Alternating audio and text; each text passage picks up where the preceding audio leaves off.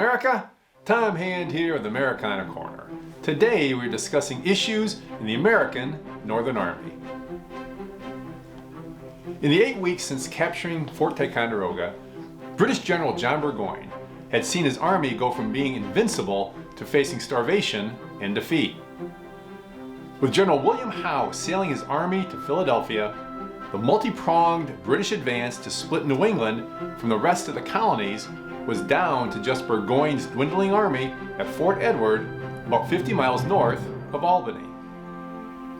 The Americans were having issues as well. The commander of the Northern Department was Phillip Schuyler, a wealthy, devoted patriot from New York.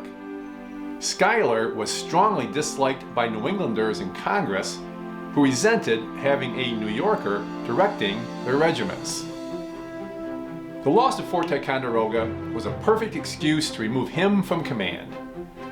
In mid-August, they replaced Schuyler with General Horatio Gates, and General George Washington sent his best field commander, General Benedict Arnold, to assist as well. In 2 short years, Arnold had risen to the rank of Major General and was something of a legend for his battlefield exploits. He had proven himself aggressive and brave and was adored by his men. Unfortunately, General Gates resented Arnold's fame, and that resentment would almost cost the Continental Army this campaign. Importantly for the Americans, their ranks were increasing every day and had grown to almost 12,000 men by mid-September.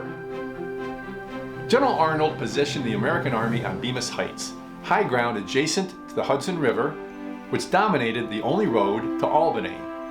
Burgoyne would have to pay a heavy price to continue his advance south.